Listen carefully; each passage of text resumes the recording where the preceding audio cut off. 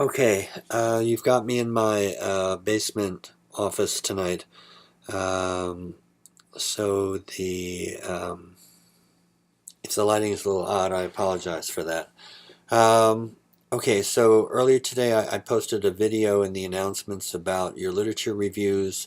Um, I gave them all back today, the ones I saw this morning. There are four that are missing, and that worries me. Please get them in as soon as possible so I can give you some comments and help you along. The other main thing there is that in that video I said that your lit review was due in 2 weeks? No, bingo, it's due Friday. So you have a lot of work to do between now and then. Hopefully you'll get it done. Um, and then we'll have a discussion next week about how it really is, that one-on-one conversation that's scheduled. But if you want to talk and call this week, please do so. Okay? I've talked with a number of you. Feel free to give me a call anytime. All right, week 5, just want to go back and highlight a couple of things about the human resources frame. Again, the main point here is that you want to align through your assignment of who does what and the scope of the job description and the roles and responsibilities within that job that people are to play. You want to align as much as possible. How many? What a long sentence, run-on sentences here is here. But essentially, you want to make sure that the interest, the skills, and the goals of individuals align with the roles and responsibilities and objectives of the job description that they have, right? And obviously that job description is a part of a bigger organizational structure that helps you um, maximize mission. Okay, so if those two things line up, the interest of the individual and the roles and responsibilities of particular jobs that they're assigned to do, then everybody will be happy because by maximizing their individual interest and skills and goals, they will in turn be maximizing what you want from that person in that position, and taken as a whole, all the people in the organization then will be working smoothly toward mission maximization. Okay. Two things related to that I want to highlight. I think in the post we talked about Model Y and Model X, and I probably misspoke because in the text I was using, this one, it's a little older, but I thought that Model X and Model Y were Model 1 and Model 2. Model 1 is where you see the organization as a dangerous place, and so you withdraw, you cradle up in order to protect yourself, and so you really don't become an engaged contributor to the organization's success. You become a protector of yourself against a dangerous or within a dangerous environment. But Model 2 is all about seeing the potential of an organization, looking on the brighter side. Let me see exactly here. I got a little thing in my notes. Where is it? Yeah. You emphasize common goals and mutual influence. You communicate openly, publicly testing assumptions and beliefs, and you combine advocacy with inquiry. I'm reading from page 172 in the earlier edition. And I just want to highlight that that notion of advocacy and inquiry is incredibly important. Hold on here. Okay.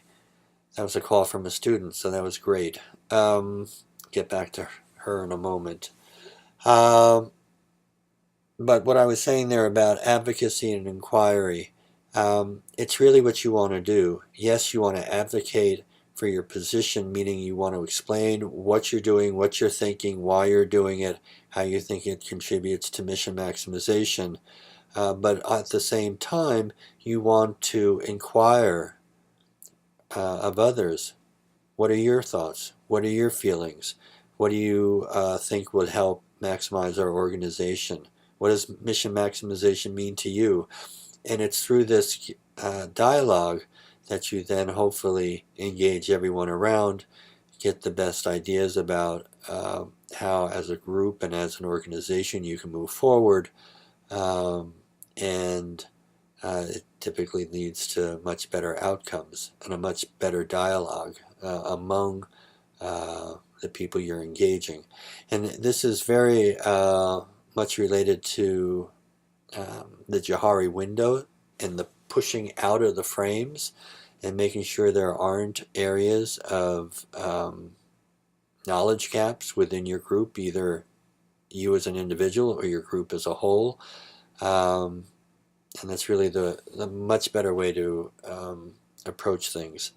Related to that is this notion that if you're going to engage in this dialogue, you have to be willing to admit your fallibility, right? Because what's the point of having this dialogue if it's not to gain better insight, possibly change your opinion and your ideas, and to tack a different course?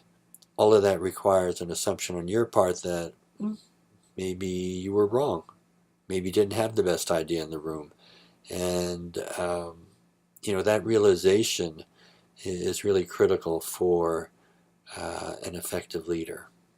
Okay? Because if you're, one just last point here, if you're not infallible, then what's the point of people talking to you? What's the point of engaging with you? Because you're never going to change your point of view. You're always going to go straight ahead because you're infallible. The other people might as well not open up their mouths. And over time, that's what happens. They don't open up their mouths. Okay? All right. And now onto the political frame. I just want to highlight here a couple of things. One is that the political frame is not about office politics. It's not about gossip. It's not about kissing rear ends in order to move ahead. It really is negotiating and coming to grips with the reality that nonprofits in any organization does not have limited resources, unlimited resources, right? You have to make decisions about where you're going to put your resources, how you're going to use them to move your organization forward. And these decisions then are going to inherently create differences of opinions, right? Some people are going to think putting resources here is a better idea than putting them here. Some people are going to think this is a better strategic strategy than this one that someone else is advocating. Etc., etc., right? And so you as a leader of the organization need to be able to function in an organization where there are differences of opinions, and you have to be able to create institutionalized processes where these differences of opinions or different viewpoints can be expressed, argued, advocated for, inquired about, so that there can be a legitimizing process, this discussion, this dialogue, that then says, okay, you had your day in court, I listened to you, we all listened, we all came to a collective understanding, and this is where the organization's going to go. But there was a process, an open, fair, and legitimizing process to come to that decision.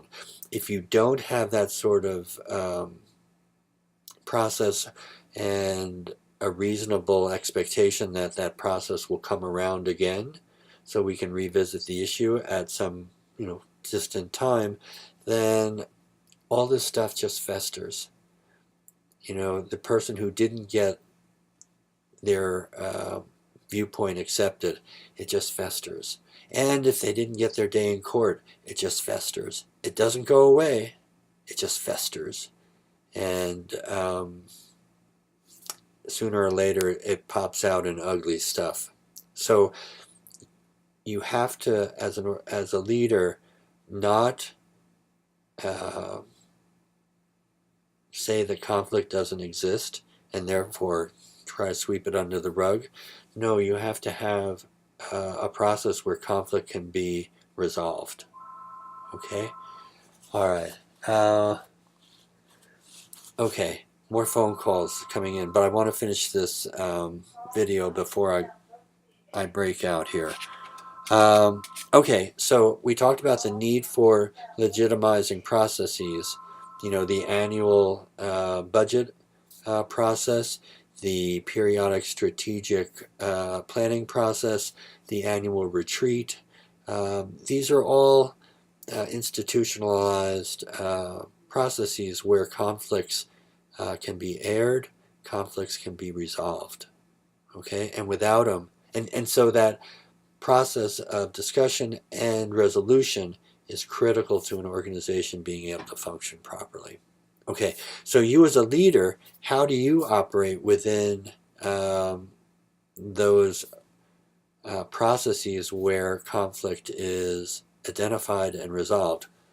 You have to do a couple of things. One, you have to be clear on where you think things should go. Okay, this is part of the advocacy process that we talked about earlier, advocacy and inquiry. You have to know what you're going to be advocating for.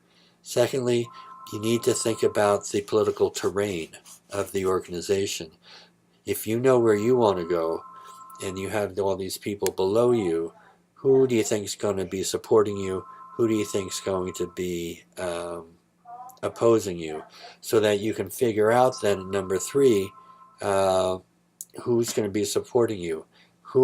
What coalition can you gain or get so that you'll be in the majority, right? As a leader of the organization, you want to typically be in the majority, either through picking people out who would naturally support your position, or picking out important people and trying to convince them that your viewpoint is the way it should go. Okay, and then after you have your coalition, you have your direction, you've done the landscape, you've created your coalition of support, then you need to negotiate. As the boss, you just can't always dictate. You have to give a little give and take here to figure out how you can come up with the best solution that gets, quote, you what you need, but also maybe gives other people some satisfaction in the process as well. Okay, and then just lastly, there's a little section about ethics in this negotiating process. You want to make sure that the rules of engagement in this conflict and resolution are on the up and up, and that they don't involve, and that you don't stoop to really unethical means of persuasion or